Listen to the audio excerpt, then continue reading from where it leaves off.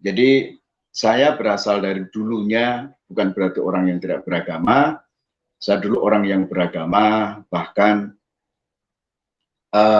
saya mempunyai pemahaman saya harus membela agama saya.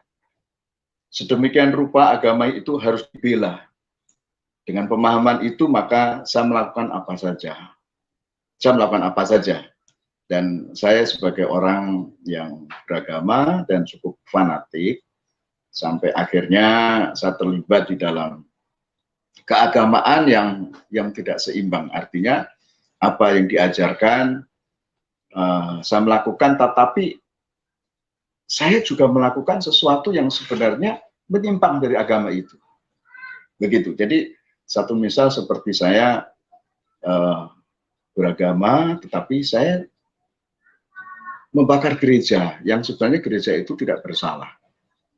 Ya, saya dengan teman-teman, dengan rekan-rekan yang seusia, dan saya melakukan kejahatan demi kejahatan dengan nama agama itu, sehingga itu yang saya sebut ada ketidakseimbangan, ada satu keanehan di dalam kehidupan saya. Ya, dalam kehidupan saya mengalami satu keanehan, sesuatu yang janggal. Saya bingung, saya merasakan sesuatu yang aneh. Sementara saya beragama, bertambah saya membela agama saya, tapi juga saya bisa melakukan hal-hal yang radikal, hal-hal yang tidak masuk di akal saya. Saya bisa menganiaya orang, saya bisa merampok, dan itu semua untuk agama itu. Coba lihat kan, mana ada mualaf pintar? Kan bodoh semua. Kebodohan mereka nampak, lihat kalau mereka boleh bertanya kan. Lihat kemarin debat itu. Mualaf, mantan pendeta, tidak tahu Maria Magdalena itu bukan ibu Yesus. Itu gobloknya kan keterlaluan tuh. Anak sekolah minggu saja tahu itu. Coba itu tanya mana Ibrani. Tanya tuh, dia tahu tuh Maria Magdalena itu bukan ibu Yesus. Tapi mualaf mantan pendeta bisa anggap. Itu kan gobloknya keterlaluan. Mantan pendeta. Tinggalkan gerejanya, sekarang istrinya yang ambil alih, ganti dia jadi pendeta.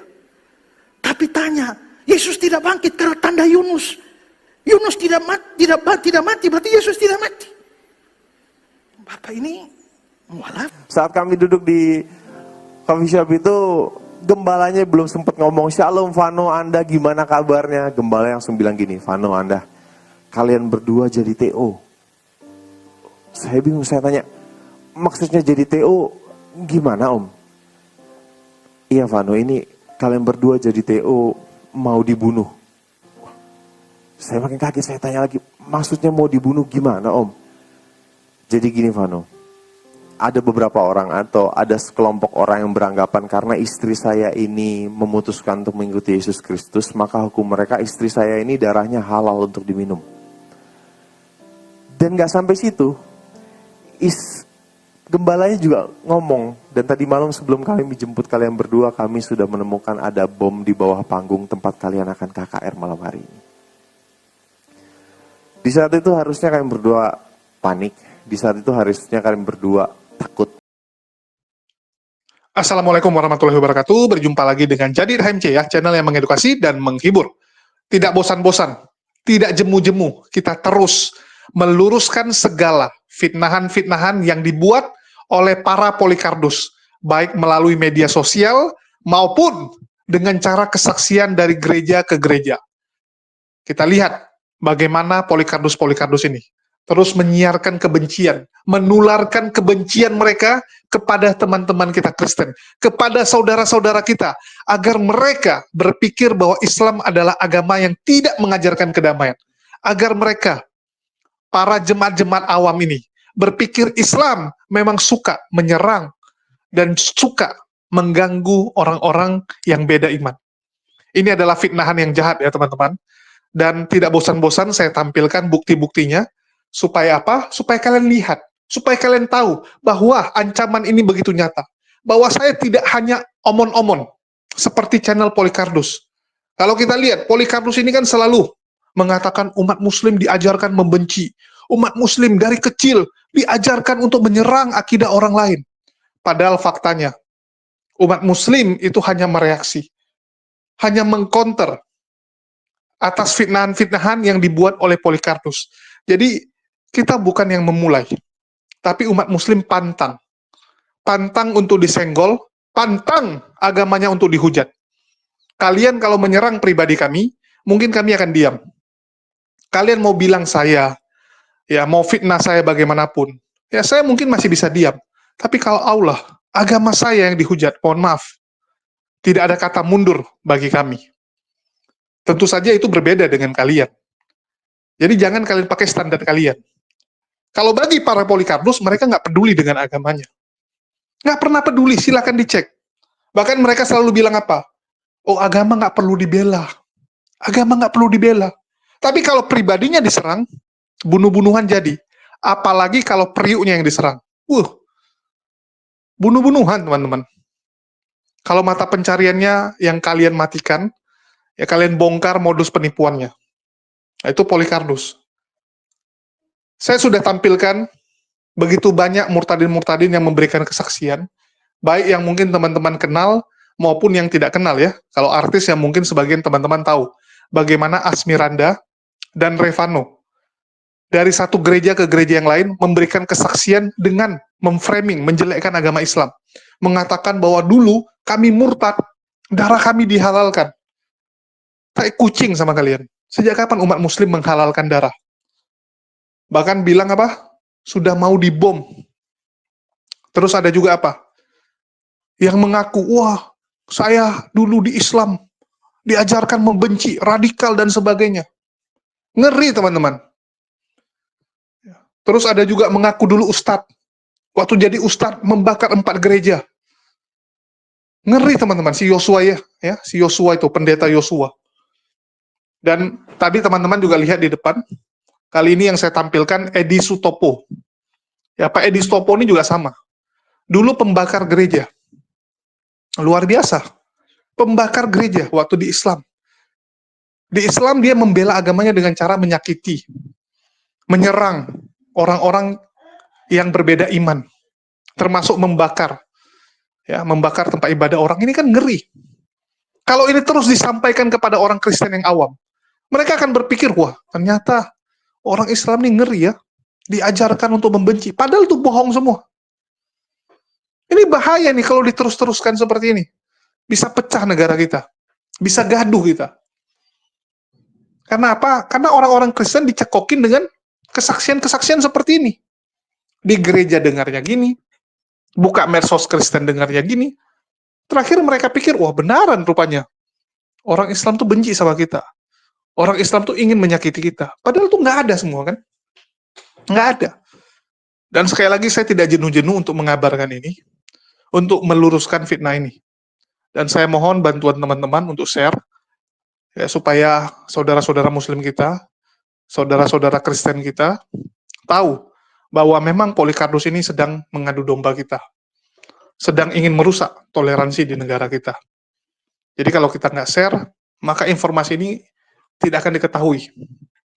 Mereka hanya akan tahu bahwa ada kesaksian-kesaksian yang merusak, yang menjelekkan. Untuk itu saya mohon ya teman-teman, saya mohon dengan sangat, bantu saya.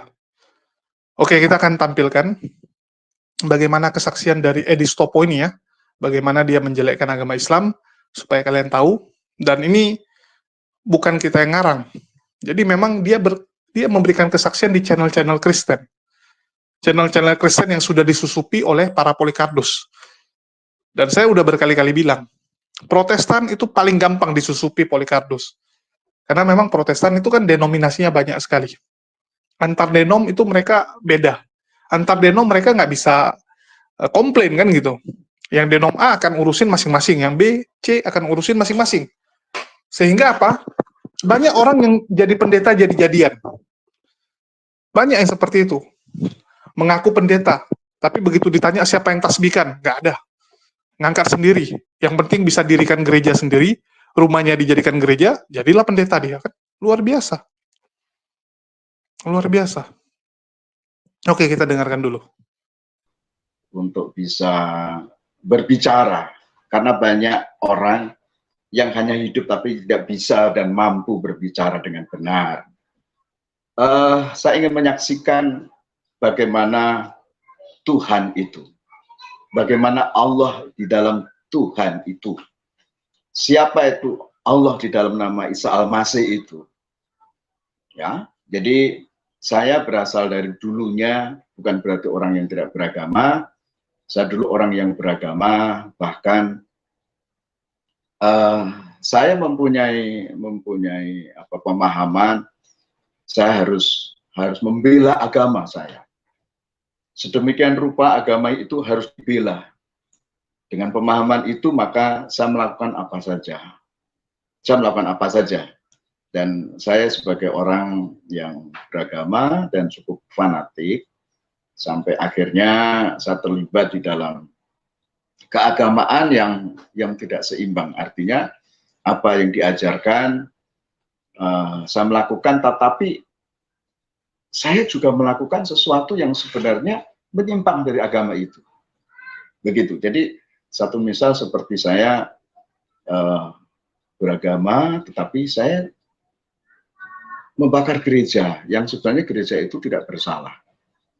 Ya, saya dengan teman-teman, dengan rekan-rekan yang seusia, dan saya melakukan kejahatan demi kejahatan dengan nama agama itu, sehingga itu yang saya sebut ada ketidakseimbangan, ada satu keanehan di dalam kehidupan saya.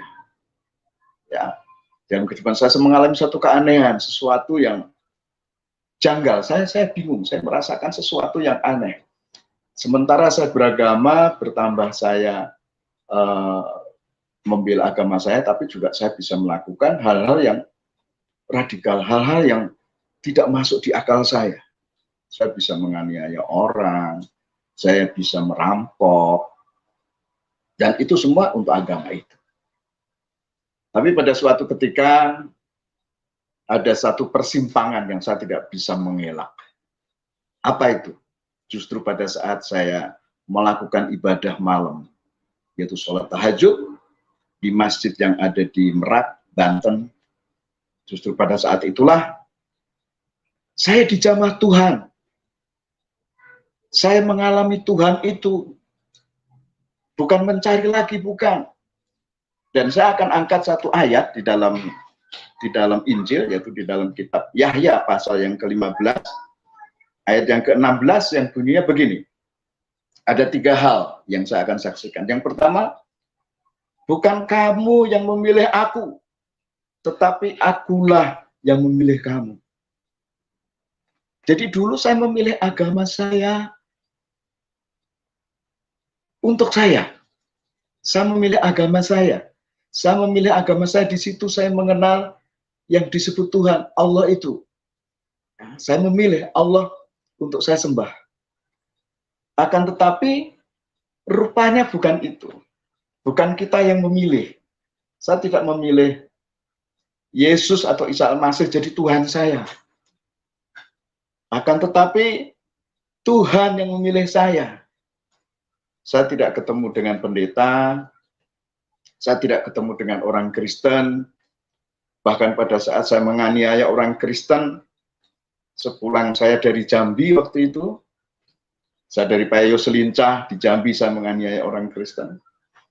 Pada saat saya nyebrang dari Bakauni ke Merak, saya masuk ke masjid, saya tahajud malam, kurang lebih 1:30 malam. Saya menyembah yang saya yakini, yang saya sebut Allahu Akbar itu, Allah Maha Besar itu.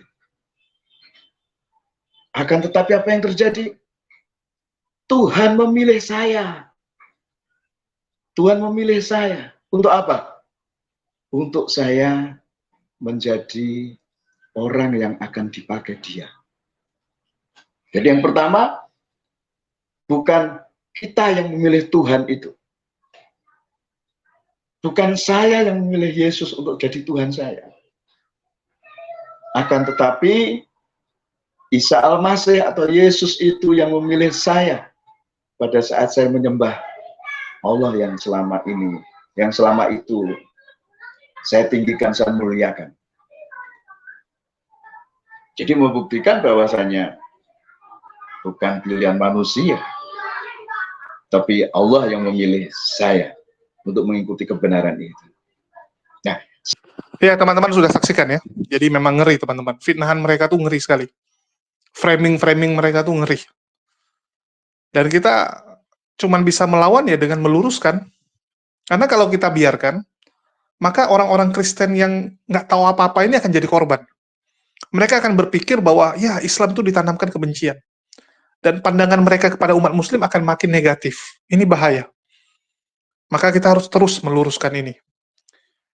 Dan ya kalian bisa lihatlah bahwa orang-orang seperti Aristopo ini bukan sedikit. Banyak sekali. Banyak sekali mereka. Saya nggak tahu apakah mereka ini mengikuti ajaran karena dustaku. Kemuliaan Tuhan, kan gitu. Nggak apa-apa karena dustaku. Yang penting kemuliaan Tuhan terjadi. Apakah pembelaan iman mereka seperti itu? Membela iman dengan cara berdusta. Saya nggak ngerti ya.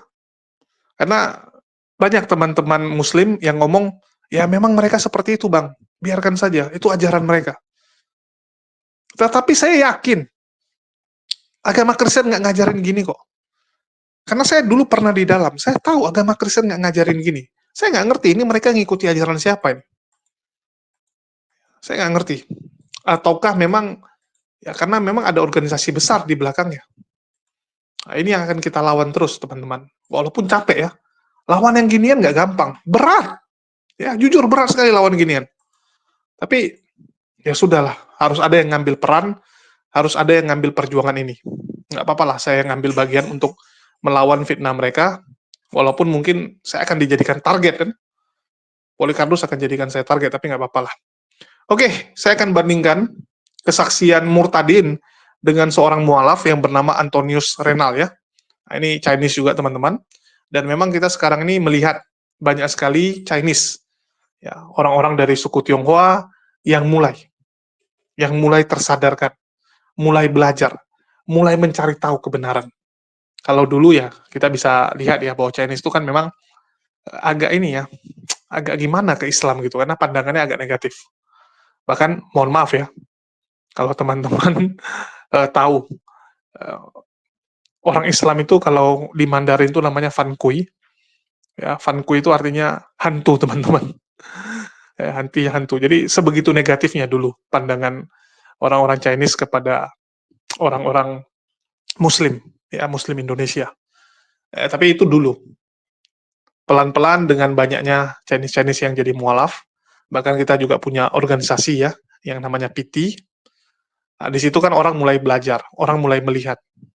Pasti dia akan lihat temannya yang sudah mualaf. Teman saya mualaf nih kok makin bagus hidupnya, makin damai, makin tenang gitu kan. Artinya apa? Artinya agama Islam ini membawa kedamaian. Jadi penasaran untuk bertanya dan belajar. Setelah bertanya dan belajar, akhirnya tertarik. Ya, akhirnya tertarik untuk mengenal, untuk masuk lebih dalam. Dan alhamdulillah banyak yang tersadarkan dan memilih mualaf. Ya, seperti saudara kita ini, ya, yang bernama Antonius Renal. Oke, kita saksikan dulu. Alhamdulillah. Baik, kita akan berjabat tangan, kita akan mengucapkan 2 kalimat syahadat. Bismillahirrahmanirrahim. Asyhadu alla ilaha illallah wa asyhadu anna Muhammadan Rasulullah. Aku bersaksi tiada Tuhan selain Allah. Dan aku bersaksi Nabi Muhammad adalah utusan Allah. Alhamdulillah, sah ya. Allahu Akbar, alhamdulillah. Saya mau peluk dulu sebentar saudara seiman saya yang baru nih. Mudah-mudahan istiqomah. Tinggi banget sih nih, susah banget meluknya nih. Alhamdulillah ya, kita sekarang sudah menjadi saudara dalam iman. Alhamdulillah. Mudah-mudahan kita nanti semuanya istiqomah, terkhusus buat saudara Re ya, mudah-mudahan istiqomah dan kita semuanya nanti insya Allah husnul khotimah. Amin ya. Kita juga berdoa mudah-mudahan kita semua nanti menjadi golongan orang-orang yang menyaksikan keesaan Allah. Ya, dan juga kita mengikuti apa yang sudah diturunkan kepada Rasul. Amin. Ya, amin. Dan juga kita berdoa mudah-mudahan kita dihindarkan dari api neraka ya. Amin. Amin. Baik kalau begitu Sebelum kita tutup, boleh berarti kita ngobrol-ngobrol sebentar ya? Boleh, Tapi boleh. sebelum ngobrol, saya ada bingkisan sebentar nih. Oh iya. Sebentar. Lupa saya persiapkan. Tolong diambilkan itu apa? Mushaf Qur'annya. Oh ya, ini KTP-nya tadi udah saya foto, saya kembalikan. Oke. Yang itu, yang warna.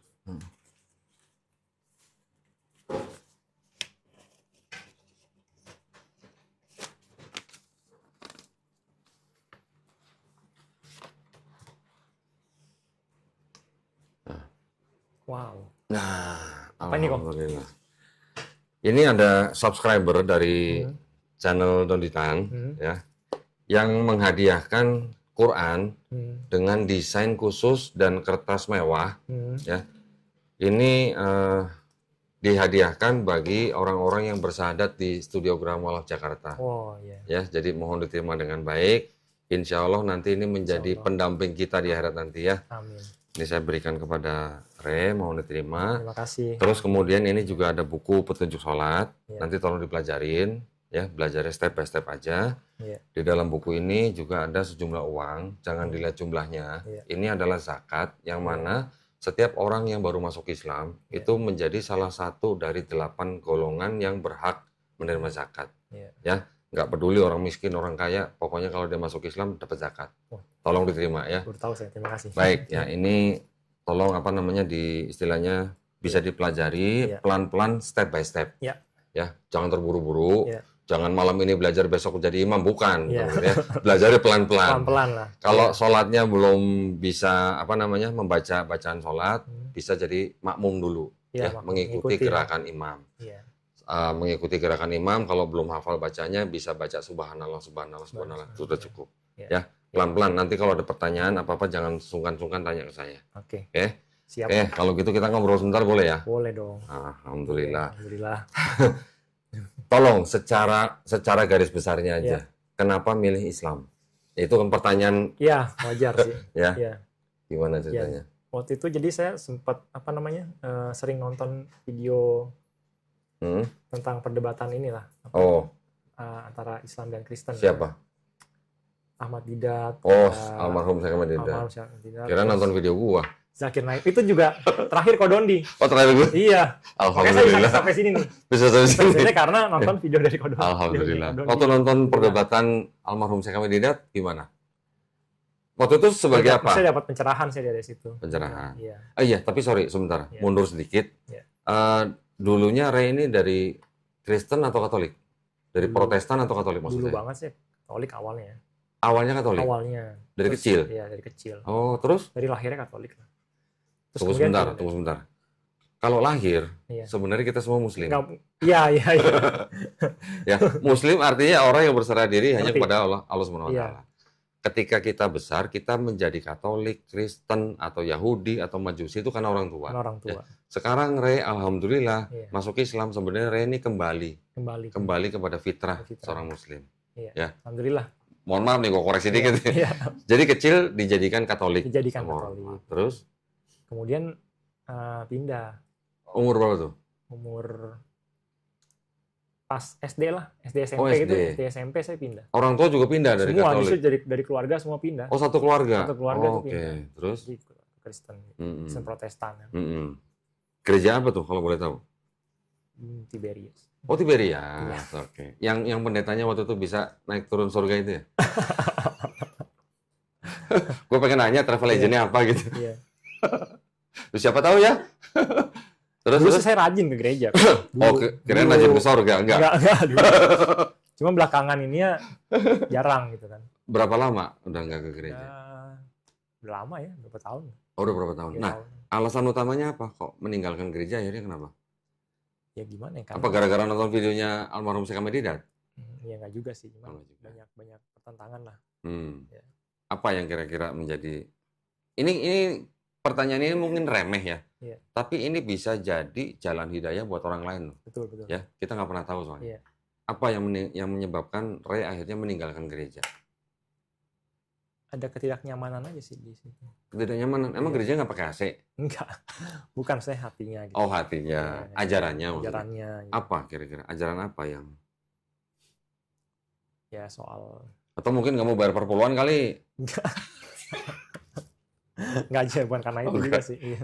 Jadi apa aja Iya. jadi ajarannya? Apa Trinitas apa? Ya salah satunya itu. Salah satunya. Iya, Trinitas. Apa yang mengganjal di hatinya Ray soal Trinitas? Konsep ketuhanan itu lah. Konsep ketuhanannya. Iya. Maksudnya mau dipaksakan bagaimana nggak bisa masuk atau gimana? Nggak bisa masuk. Berarti belum ada sentuhan Roh Kudus. Belum ada jamahan Roh Belum ada, Kudus ya. berarti. Sempet tanya pendeta nggak soal Trinitas? Enggak sih. Oh enggak. Enggak. Harusnya tanya pendeta dong. Iya. Suruh dia jelasin dong gimana Iya. dong. 3 jadi 1, 1 jadi 3 gimana dong. Iya. Itu yang membuat nggak nyaman berarti. Iya. Terus gimana? Ya, terus saya cari tahu lah gitu kan. Maksudnya, dari video itu lah kita tonton. Ya terus ya udah baru sejak itu akhirnya apa namanya? Nggak ada pencerahan lah. Nggak ada atau ada? Ada pencerahan. Ada pencerahan. Dari mana pencerahan itu? Dari Video video-video. Ko Dondi ini lah. Oh, termasuk video saya. Iya. Alhamdulillah. Nah, maksud saya gini. Iya. Kenapa akhirnya kok ke Islam gitu? Apakah sudah mempelajari yang lain? Secara detail sih saya nggak pelajarin yang lain juga sih. Maksudnya kan di sini tuh alternatifnya hanya Islam sama Kristen gitu kan. Oh gitu. Iya. Nah, waktu mempelajari Islam, ya. Pernah dengar nggak ada orang yang bilang Islam tuh teroris gitu? Oh pernah lah. Oh pernah. Iya. Nah terus, Stigma kayak gitu kan. kok malah mau jadi masuk Islam? Itu kan cuman apa namanya? Stigma aja. Propaganda. Propaganda betul. Oh ya. Propaganda. Ya. Nyatanya nggak seperti itu. Nyatanya nggak seperti Nyatanya itu. nggak seperti Nyatanya tidak ada ajaran Tidak di ada dalam ajaran, Islam. iya tidak ditemukan ajaran-ajaran seperti itu di dalam Islam. Tidak diajarkan lah. Ya. Jadi itu sebenarnya bukan ajaran Islam Bukan. gitu ya. Oke. Nah, Gitu. berarti baru tahu bahwa yang bilang Islam teroris, Islam apa namanya kejam, Islam keras dan segala macam itu sebenarnya hanya propaganda. Propaganda. Betul. Setelah mempelajari Islamnya, apa yang bisa diterima oleh Ray dari ajaran Islamnya? Nah, bisa diterima. Yang bisa diterima gitu. Yang akhirnya menjadikan, oh ini nih ajaran yang benar gitu. Ajaran apa? Masih ingat nggak dalam Islam?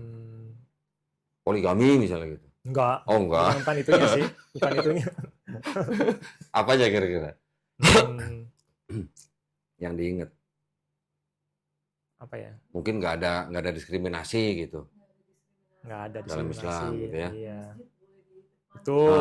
Nah, jadi yang paling rajin, yang paling Ya, itu dia. bertakwa, ya kan? Itu dia nggak ada diskriminasi. Jadi walaupun dia CEO apa, kalau misalkan tangan ini, dia nggak boleh ke depan. Nggak boleh ngusir orang ini di iya, depan gitu ya. Di saat depan.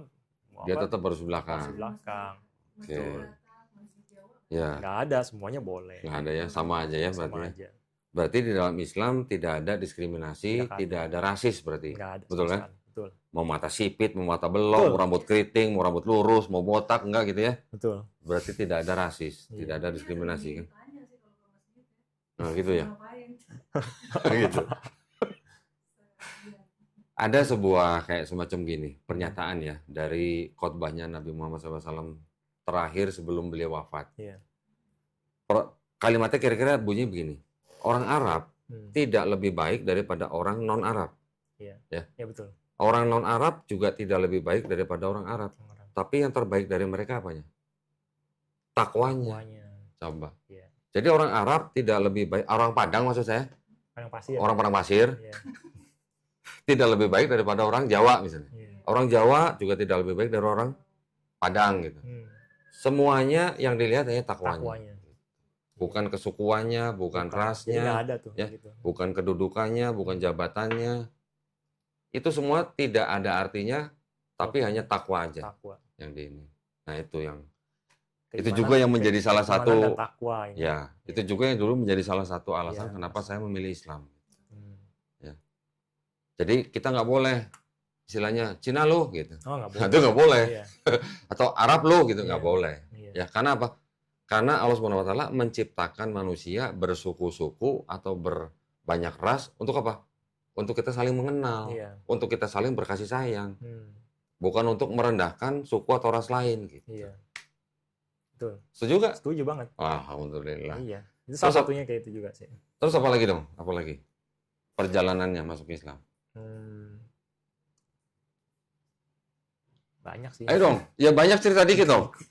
Nggak usah cerita semua, ini aja, Iya. garis besarnya aja apa. Ntar kalau banyak gua yang ngomong nanti gua dikomplain sama penonton loh. Kok Dodi jangan nanya mulu katanya suruh dia. Enggak lah, nggak apa-apa kok. Coba apa aja, kira-kira apa lagi? Mungkin ada pengalaman apa gitu?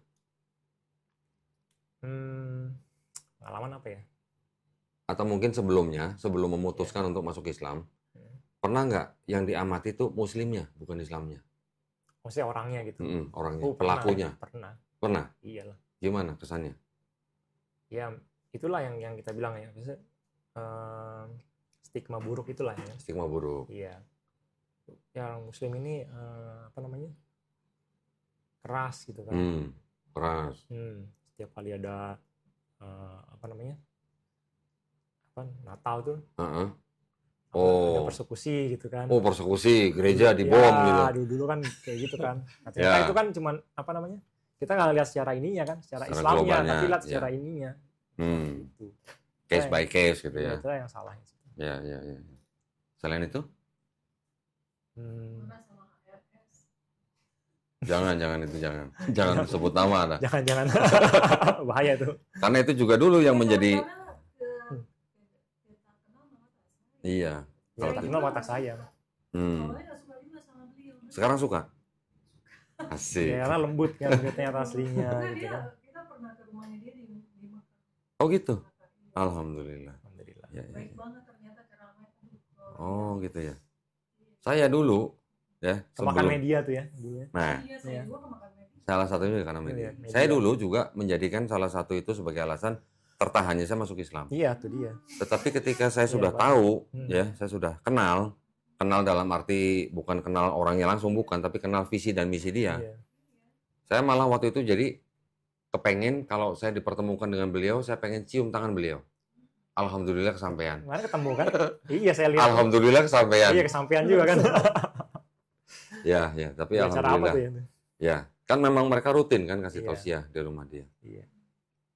Silakan, apalagi mungkin yang mau ceritain? Udahlah. Hah? Cukup lah. Katanya banyak. Katanya banyak kok cuma dikit.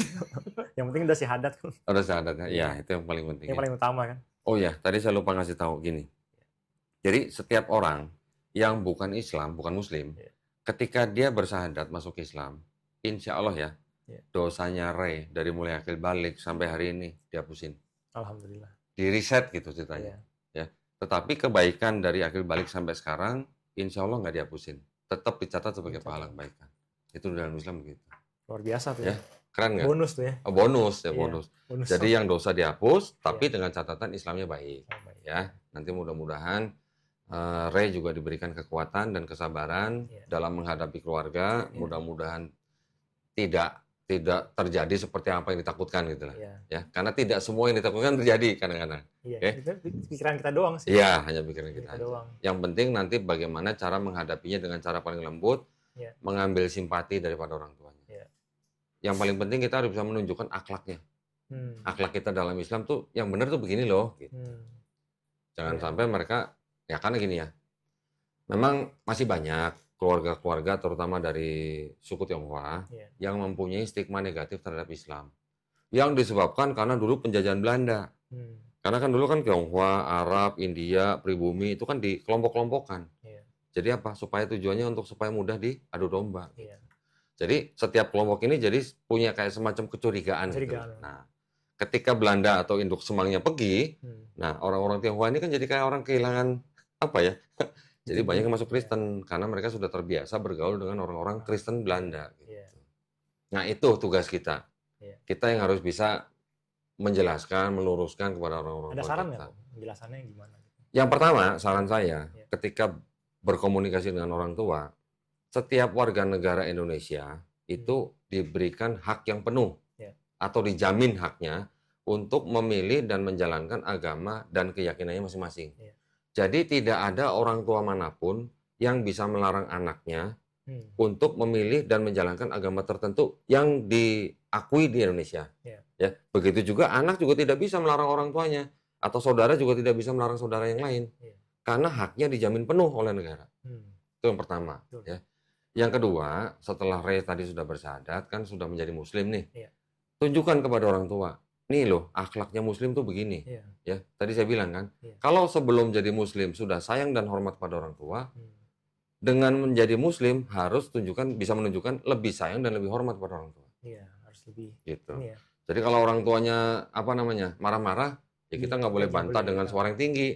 Bahkan di Quran juga dikatakan bahwa seorang anak itu tidak boleh berkata kepada orang tuanya.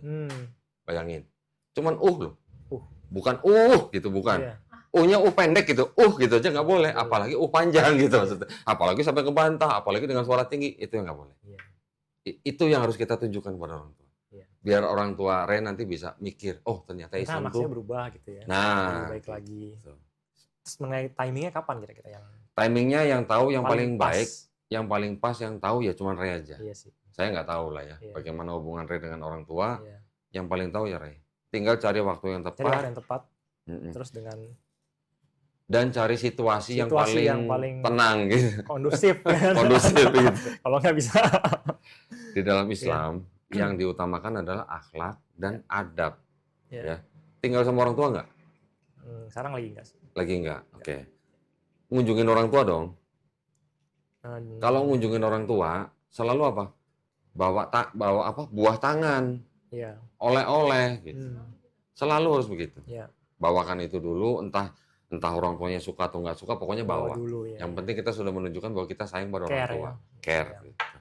Atau juga sering-sering menanyakan kepada orang tua, udah makan belum, sehat enggak, apa yang bisa dibantu gitu. Itu yang sering harus ditunjukkan pada orang tua. Jadi istilahnya yang kita harus lawan itu adalah hati daripada orang tua kita. Bagaimana melelehkan hatinya orang tua kepada keputusan kita. Nah, kita sudah memilih sesuatu yang mungkin tidak disetujui oleh orang tua. Kita ambil hatinya dulu. Kita harus bisa buktikan bahwa pilihan kita itu yang benar. Kira-kira bisa? Atau susah? Dicoba lah, bisa. Atau sudah pesimis duluan? Enggak lah, jangan lah ya. Berdoa, minta kepada Allah Subhanahu Wa Taala supaya diberikan kekuatan, kesabaran menghadapi orang tua. Tapi ngomong-ngomong, Ray juga nanti, ini kan baru bersyahadat nih. Ini doanya Ray ini doa yang istilahnya, waduh, mustajab. Manjur nih, mustajab nih. Doain saya, doain teman-teman, doain pemirsa ya. Doain ya supaya kita semuanya istiqomah. Amin. Supaya kita semuanya husnul khotimah. Ya.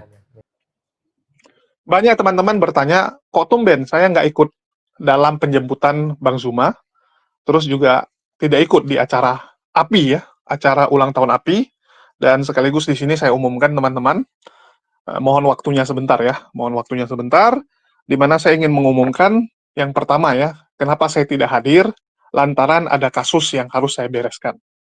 Dan sebagian teman-teman mungkin sudah tahu dengan melihat postingan saya di kolom komunitas. Jadi untuk kesekian kalinya teman-teman, saya harus hadir ke Polda Sumatera Utara untuk memenuhi panggilan. Kembali memenuhi panggilan seperti yang saya lakukan tahun lalu. Jadi kemarin tanggal 19 Agustus itu panggilan yang pertama sekali untuk tahun ini.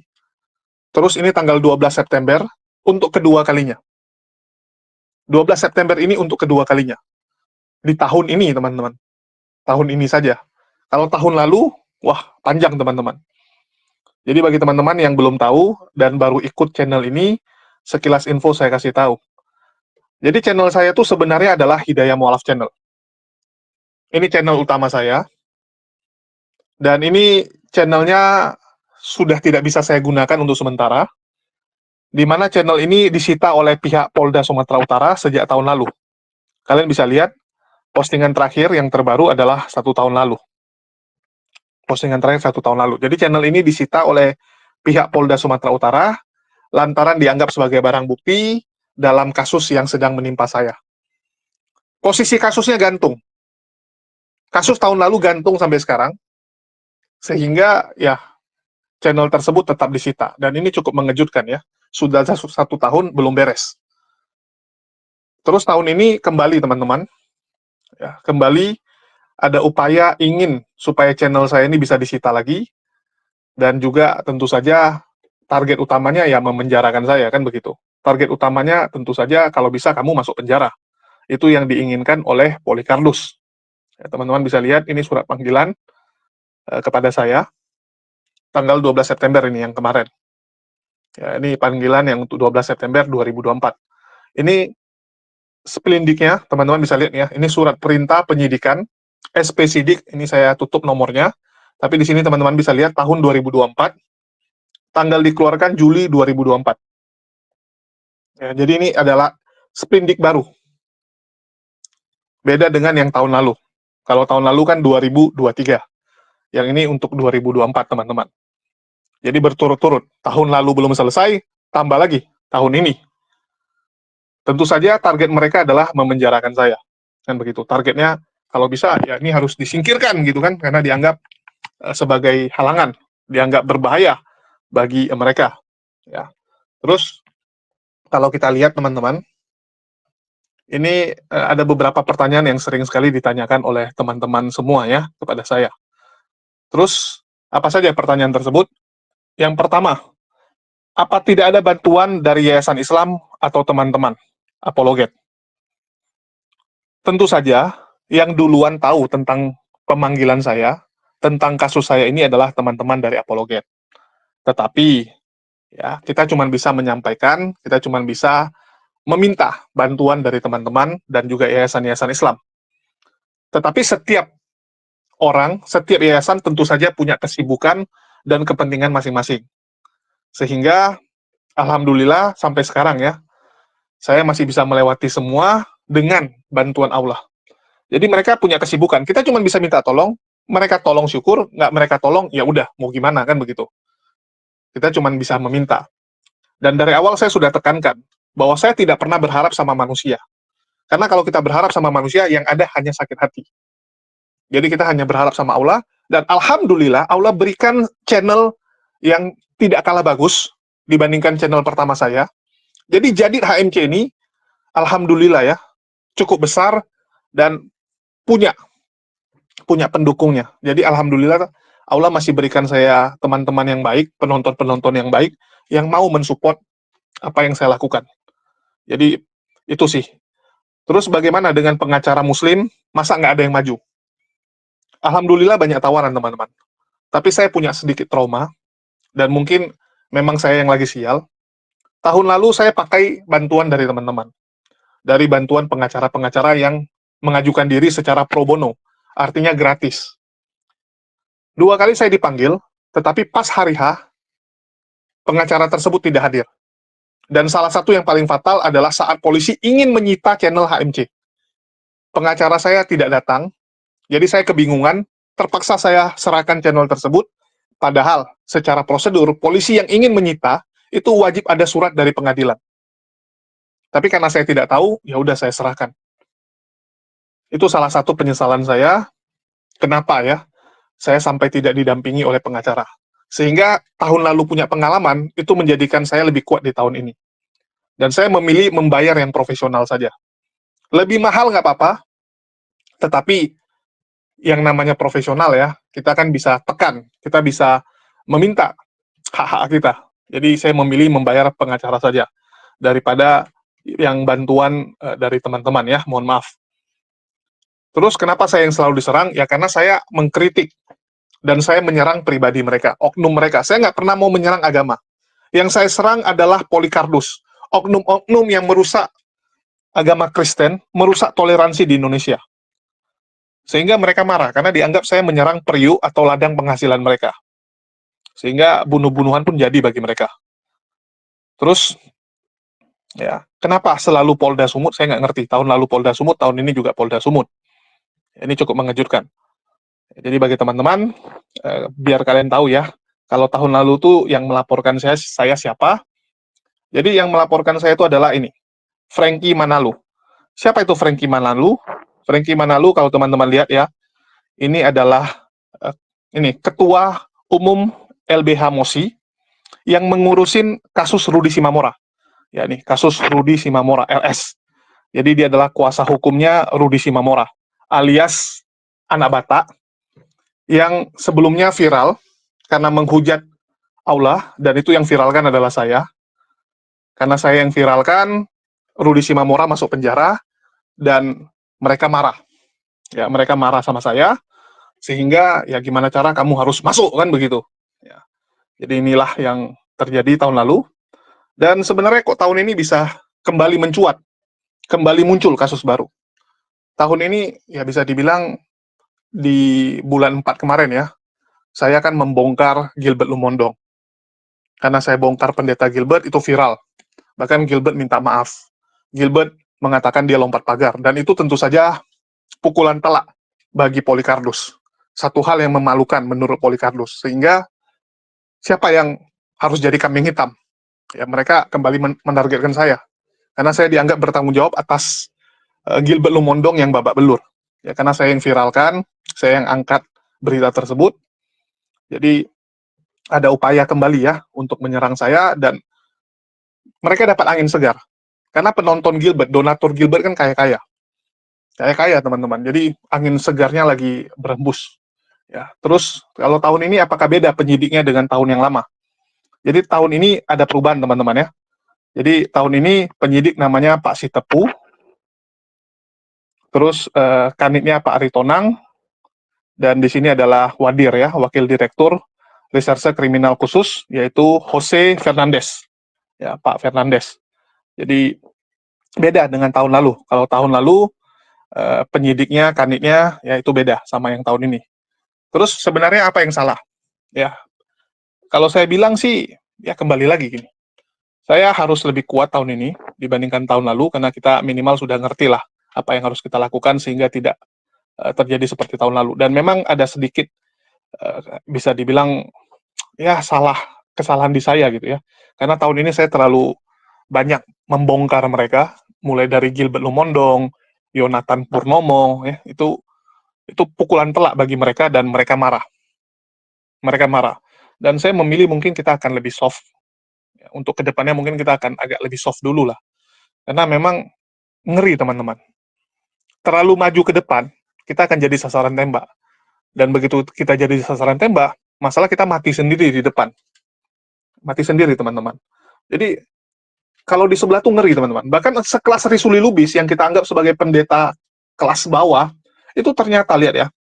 Nih, pendeta Risuli Lubis gini-gini diundang juga untuk menjadi pembicara di acara Polres Medan. Diundang oleh Kombes Teddy Sahala Marbun ya.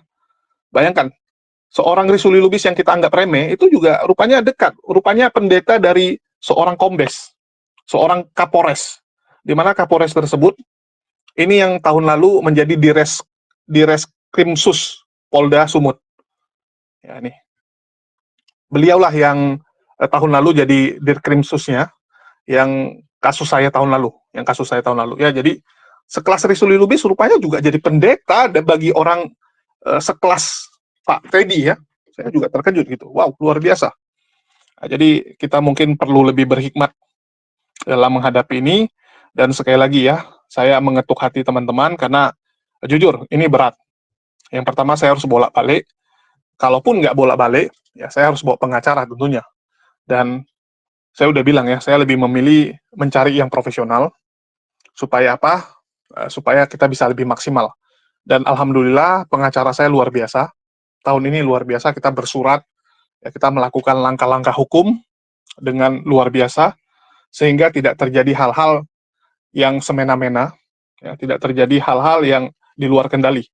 Nah, itu yang kita inginkan. Ya, mungkin itu aja yang bisa saya umumkan. Makasih buat perhatian teman-teman semua. Dan saya nggak bisa ngomong lebih banyak lagi ya teman-teman, karena jujur, lagi kondisi nggak enak juga. Ya, dan memang dengan saya memberikan konten-konten seperti ini, menyuguhkan konten-konten seperti ini akan menjadi satu dilema bagi saya sebenarnya gitu ya. Saya akan ditargetkan karena dianggap sebagai batu halangan bagi rencana-rencana busuk Polycardos ini. Karena dari dulu saya diingatkan, ya saya diingatkan sama mereka, lu kalau mau buat konten debat aja gitu kan, debat nggak apa-apa gitu, tapi jangan bongkar kami. Mereka ingatkan berkali-kali, dan saya bilang saya nggak pernah tertarik buat konten. Saya buat channel YouTube ini untuk melawan fitnah Polycartus, untuk meluruskan fitnahan-fitnahan kalian. Bukan buat konten. Kalau buat konten, mending saya joget-joget gitu kan. Mending saya buat konten jalan-jalan. Tuh. Nah, ini biar kalian tahu. Dan sekali lagi ya, mohon dukungannya teman-teman, agar kita kuat melawan fitnahan mereka. Dan saya akan terus menyajikan dan memberikan bukti bagaimana Polycartus itu membuat fitnah dari satu tempat ke satu tempat, menyebarkan kebencian kepada orang-orang Kristen yang nggak tahu apa-apa. Ya, orang Kristen ini kan, yang contoh misalnya ada di Sumatera Utara, ya di Sulawesi, di mana-mana. Mereka kan cuma lihat di medsos. Wah, ada gereja dilarang. Ya, padahal itu bukan gereja. Itu rumah yang dipakai jadi tempat ibadah. Tapi yang mereka dengar, wah gereja dilarang, artinya Islam ini jahat. Aslinya Islam ini nggak ada kedamaian. Kan begitu. Terus dengar lagi kesaksian murtadin. Saya waktu di Islam diajarkan untuk membenci. Maka mereka akan berpikir, wah ternyata Islam ini memang jahat. Lama-lama itu tertanam di bawah sadar dia. Di alam bawah sadar dia tertanam dan dia akan ngomong juga ke orang. Ya, dia akan ngomong dari satu tempat ke tempat yang lain juga. Karena kebencian tuh begitu cepat disebarkan, teman-teman. Kalian bisa lihat ya bagaimana berita hoax, berita bohong itu paling cepat tersebar. Kalau yang bagus susah, tapi yang bohong-bohong itu paling cepat selalu. Nah, ini yang kita antisipasi. Yaitu dengan cara apa? Meluruskan.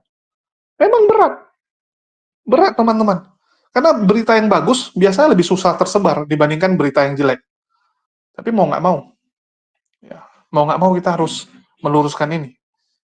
Karena kita cukup miris sebenarnya dengan penegak hukum kita ya, yang membiarkan berita-berita bohong ini begitu gampang tersiar.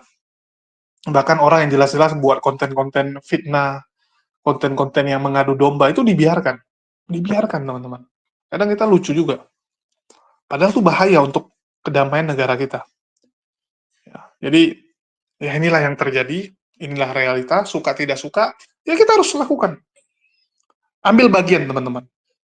Kalau kalian nanya sama saya, apa yang bisa saya lakukan, kan gitu. Ya, balik lagi ke kalian. Ada orang yang berjuang mungkin lewat share di sosial media, lewat postingan, lewat buat video, ya, lewat sumbangannya, lewat aksi nyata, misalnya turun ke lapangan membantu orang, aksi sosial dan sebagainya. Setiap orang pasti punya jalur perjuangan masing-masing. Yang penting apa? Semua yang kita lakukan lillahi ta'ala. Itu yang paling penting. Sehingga nanti kita saat menghadap sang Khalid, ya, saat ditanyakan apa yang sudah kamu lakukan dengan harta benda yang Allah titipkan, dengan jabatan yang Allah berikan, apa yang sudah kita lakukan? Kita bisa dengan mantap menjawab, saya sudah berjuang. Ya. Sama seperti nanti saya ditanyakin, apa yang sudah saya lakukan dengan channel yang Allah titipkan ini? Saya sudah lakukan perjuangan. Ya, perjuangan yang bisa saya lakukan, yaitu meluruskan fitnahan Polycartus. Sehingga tidak akan ada penyesalan nanti. Untuk itu, ya, kalau kalian nanya, apa yang bisa kalian lakukan? Ya, kalian nanya ke diri kalian sendiri. Kalian lihat apa yang bisa kalian lakukan. Kalian sanggup berjuang lewat dakwah. Ya. Atau kalian bisa lewat memberikan sumbangan kepada fakir miskin, membantu orang yang kesusahan, silakan. Ambil bagian masing-masing. Ya, itu aja sih yang bisa saya sampaikan. Makasih buat teman-teman semua yang udah nyimak dan mendukung channel ini. Makasih buat semuanya. Di akhir kata saya ucapkan, wassalamualaikum warahmatullahi wabarakatuh. Sampai jumpa di lain kesempatan.